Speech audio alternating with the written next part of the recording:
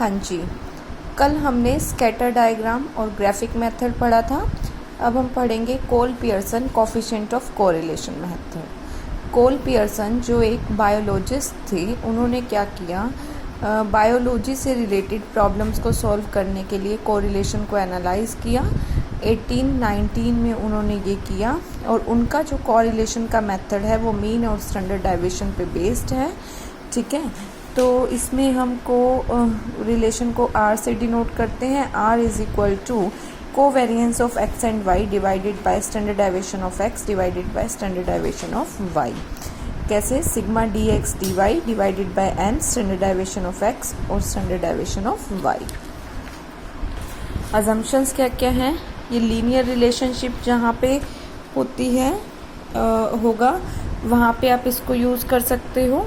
ठीक है, और नेचुरलिटी, नॉर्मेलिटी और प्रोबेबिलिटी के केसेस में यूज़ कर सकते हो। कोज और इफेक्ट का आपका रिलेशनशिप होना चाहिए।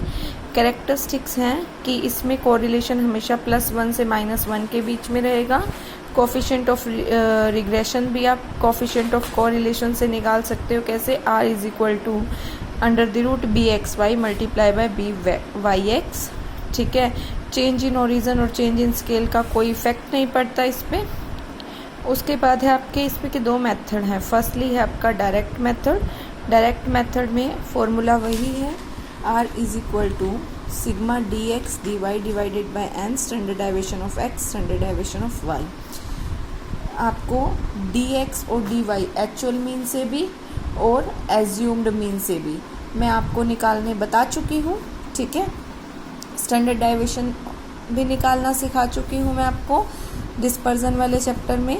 तो आपको करना क्या है, R निकालने के लिए sigma dx dy divided by n standard deviation of x and standard deviation of y निकालना है। ठीक है, थर्ड का A पार्ट है, find the coefficient of correlation from the following data. n दे रखा है, स्टैंडर्ड डेविएशन ऑफ x दे रखा है, स्टैंडर्ड डेविएशन ऑफ y दे रखा है, सिग्मा dx dy दे रखा है। कुछ भी नहीं करना है, नॉर्मली फॉर्मूले में प्लॉट कीजिए और आपका आंसर आ जाएगा।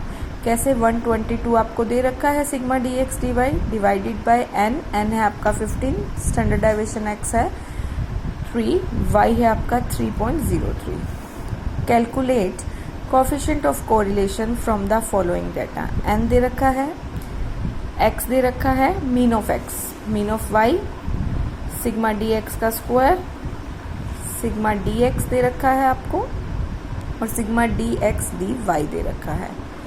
फॉर्मूले में प्लॉट करो, नॉर्मली आपका आंसर आ जाएगा। क्लियर है? नेक्स्ट है आपका fourth illustration, find Karl Pearson coefficient of correlation between x and y series.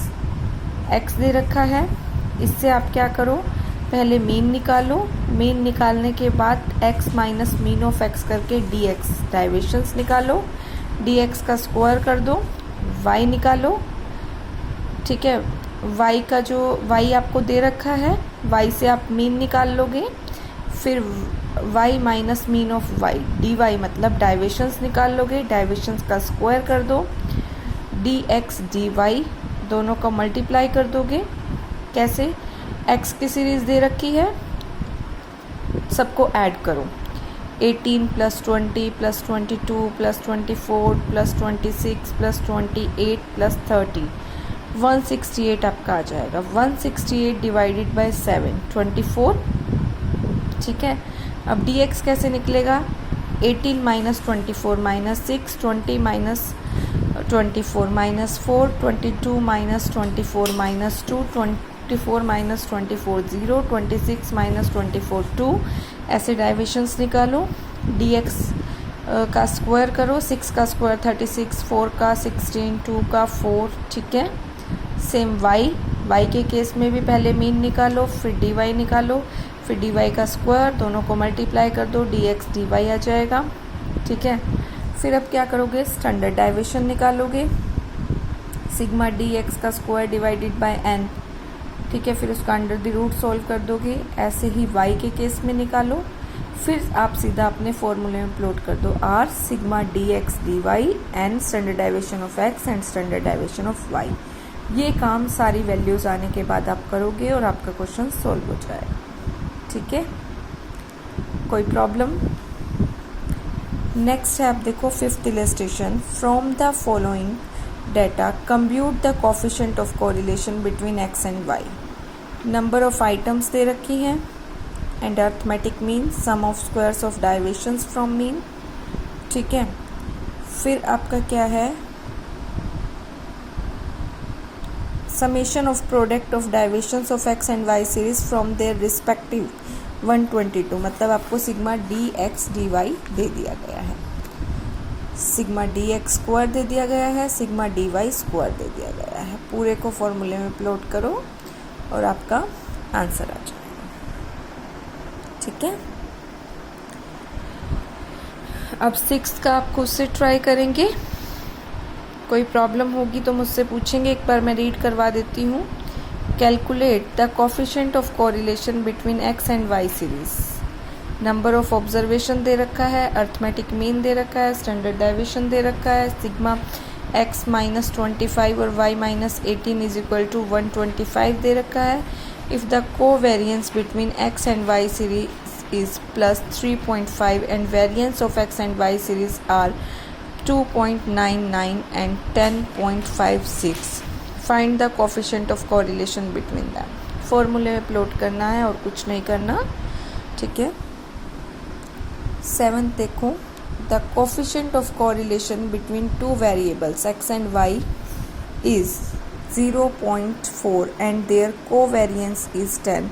If the variance of x is 9, find the second moment about mean of y series, मतलब μ2 standard deviation of y square के equal. आप r की value दे रखी है।